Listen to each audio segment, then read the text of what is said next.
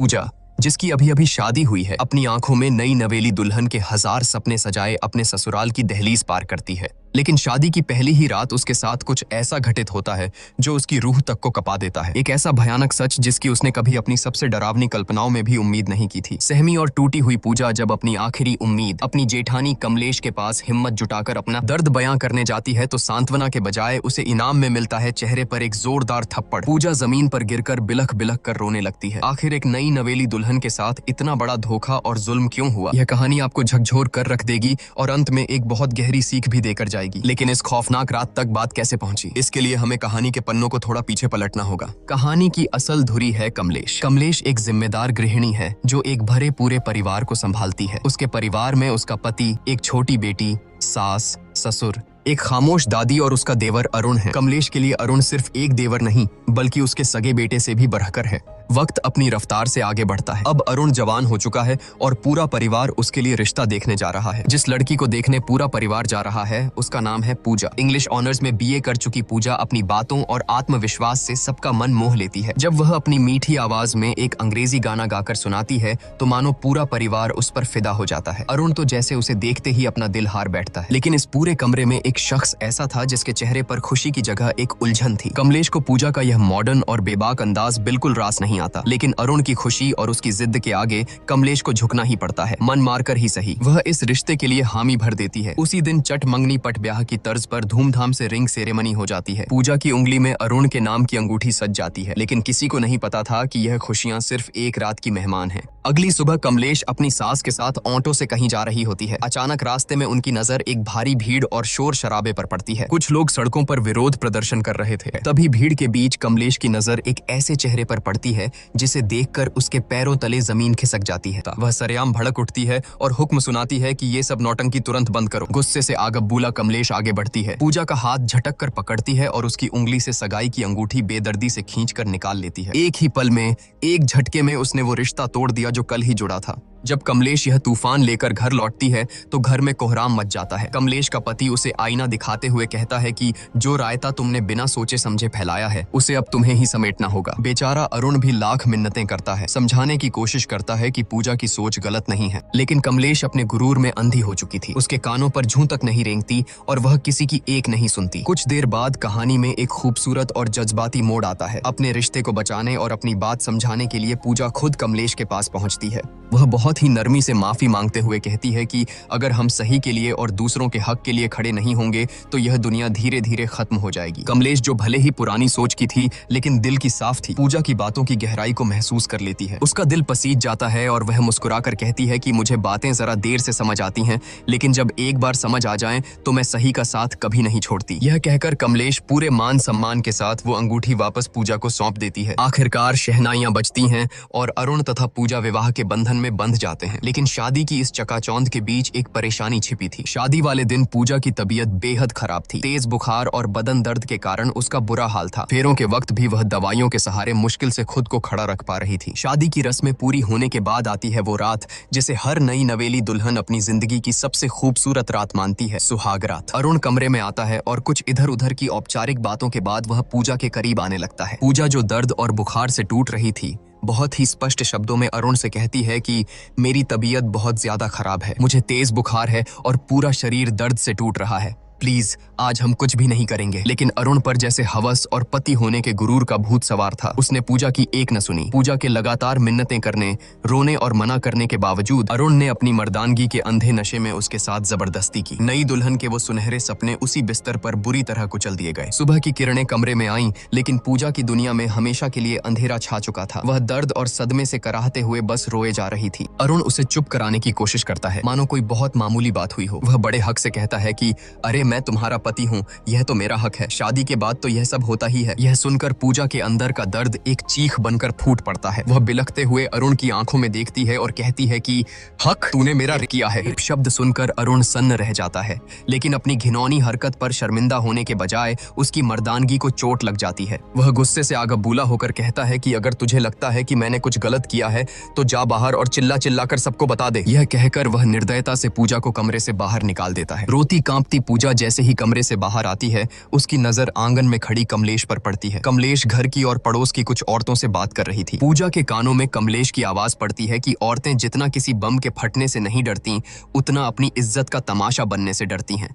यह एक वाक्य पूजा के सीने में किसी जहरीले तीर की तरह चुभ जाता है। उसे तुरंत समझ आ जाता है कि जिस समाज और परिवार में वह खड़ी है, वहां अगर उसने अपना मुंह खोला तो उसे न्याय नहीं मिलेगा, बल्कि इस घर में उसी की इज्जत का सरेआम तमाशा बन जाएगा। समाज और बदनामी के इसी खौफ से हारकर एक जीती जागती हक के लिए लड़ने वाली लड़की अपने आंसू पीते हुए खामोशी से वापस उसी घुटन भरे कमरे में लौट जाती है। उसके मासूम दिल में कहीं न कहीं यह उम्मीद बची थी कि शायद अरुण को अपनी हैवानियत का एहसास हुआ होगा, शायद वह अपनी गलती मानेगा और उससे माफी मांगेगा। लेकिन अरुण का रवैया देखकर पूजा के पैरों तले बची खुची जमीन भी खिसक गई। पूजा पहले से ही असहनीय दर्द में थी, लेकिन अरुण ने अपनी हवस को प्यार का नाम देकर एक बार फिर उसके साथ जबरदस्ती की। पूजा अंदर तक टूट चुकी थी। उसे समझ आ गया था कि जिसे दुनिया पति पत्नी का प्यार कहती है, वह उसके लिए सिर्फ और सिर्फ एक वैवाहिक बल था, जिसके खिलाफ वह कुछ नहीं कर सकती थी। अगली सुबह कमलेश की नजर छत की बाउंड्री पर गुमसुम खड़ी पूजा पर पड़ी। पूजा की आंखों की वीरानी और उसका खामोश चेहरा देखकर कमलेश का दिल धक से रह गया। कमलेश के लाख पूछने पर भी पूजा ने रात का वह खौफनाक सच नहीं बताया। कमलेश समझ गई कि कुछ तो बहुत गलत हुआ है और वह बिना ज्यादा सवाल किए पूजा को उसके मायके छोड़ आई। मायके पहुंचकर पूजा ने सोचा कि शायद दुनिया में एक माँ ही है जो अपनी बेटी का दर्द समझ सकती है। उसने अकेले में अपनी माँ को बीती रात की सारी सच्चाई और अरुण की दरिंदगी के बारे में बता दिया। लेकिन जो जवाब उसकी सगी माँ ने दिया,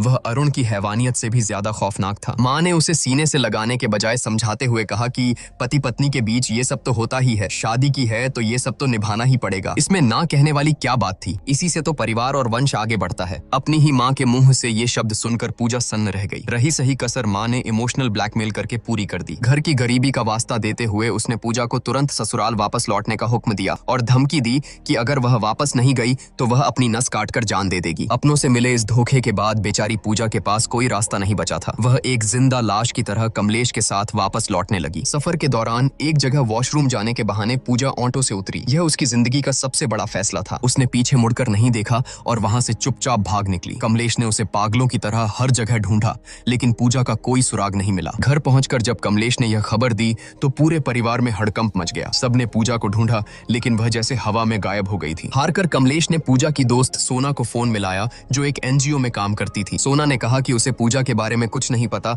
लेकिन वह उसे ढूंढने की पूरी कोशिश करेगी। आखिरकार सोना की तलाश पूरी होती है। पूजा उसे एक सुनसान पार्क के कोने में गुमसुम किसी सहमी हुई बच्ची की तरह बैठी मिल जाती है। जब कमलेश वहां पहुंचती है तो पूजा हिम्मत जुटाकर अरुण की उस खौफनाक रात की सारी दरिंदगी और सच्चाई कमलेश के सामने उगल देती है। लेकिन सालों से अरुण को अपने बेटे की तरह पालने वाली कमलेश का अंधा विश्वास सच्चाई पर भारी पड़ जाता है। सच सुनने के बजाय कमलेश का गुरूर टूटता है और वह गुस्से में आकर पूजा के गाल पर एक जोरदार थप्पड़ जड़ देती है। वह चिल्लाती है और पूजा को लगभग घसीटते हुए वापस उस कैद खाने में ले आती है। भले ही कमलेश ने पूजा को थप्पड़ मार दिया था, लेकिन एक औरत होने के नाते उसके अंदर शक का एक बीज बोया जा चुका था। वहीं दूसरी तरफ हम देखते हैं कि हनीमून के खूबसूरत वादियों में पूजा अंदर से पूरी तरह वीरान और खौफजदा थी। वह अरुण से एक आखिरी उम्मीद के साथ बात करने की कोशिश करती है, लेकिन अरुण की आंखों में प्यार नहीं, सिर्फ एक भूखे भेड़िए जैसी हवस थी। वह एक बार फिर पूजा की चीखों और आंसुओं को अनसुना करते हुए उसके साथ जबरदस्ती करता है। बेचारी पूजा उस बिस्तर पर तड़पने और रोने के अलावा कुछ नहीं कर पाती। वह जिसे अपनी जिंदगी का साथी समझकर समझाने गई थी,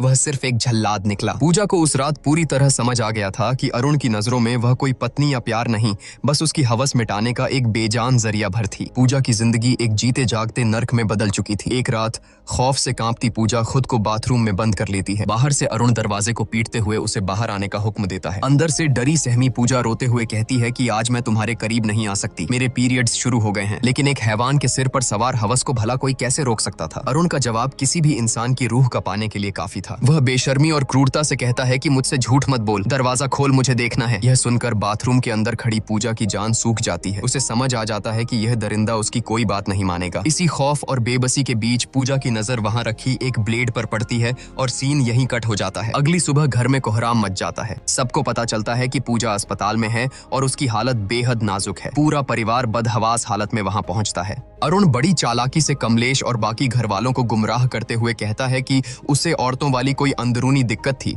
शायद उसी वजह से यह हालत हुई है। लेकिन जब कमलेश अंदर जाकर लेडी डॉक्टर से बात करती है तो डॉक्टर जो सच बताती है वह सुनकर कमलेश के पैरों तले जमीन ही नहीं खिसकती बल्कि उसका पूरा वजूद हिल जाता है। डॉक्टर भारी आवाज में बताती है कि पूजा के उन नाजुक हिस्सों पर ब्लेड से गहरे कट लगे हैं और बहुत ज्यादा खून बहने की वजह से उसकी यह हालत हुई है। यह सुनकर कमलेश सन्न रह जाती है। वह तुरंत खुद को संभालती है और घर वालों को वापस भेज देती है, यह कहकर कि वह पूजा के पास रुकेगी। होश आने पर जब कमलेश पूजा के पास बैठती है तो पूजा आंसुओं में डूबकर वह कड़वा सच उगलती है जिसने उसे इस हद तक जाने पर मजबूर किया। यह दर्द सुनकर कमलेश अंदर तक टूट जाती है। उस रात जब कमलेश घर लौटती है तो पूजा के दर्द को महसूस करने के लिए वह खुद बाथरूम में जाती है और हाथ में वही ब्लेड उठाती है। वह उस ब्लेड को अपनी त्वचा पर रखकर वही करने की कोशिश करती है जो पूजा ने किया था, लेकिन ब्लेड की हल्की सी चुभन से ही उसके हाथ कांप जाते हैं। वह ब्लेड फेंक देती है। उस एक पल में कमलेश को गहराई से एहसास हो जाता है कि आखिर वो 21 साल की मासूम लड़की किस कदर खौफ और दर्द से गुजरी होगी कि उसने खुद को इतनी खौफनाक सजा दे दी। अगले दिन जब अरुण अपनी बेशर्मी का लबादा ओढ़े पूजा से मिलने अस्पताल पहुंचता है तो उसे पता चलता है कि कमलेश पहले ही पूजा को डिस्चार्ज कराकर अपने साथ ले जा चुकी है।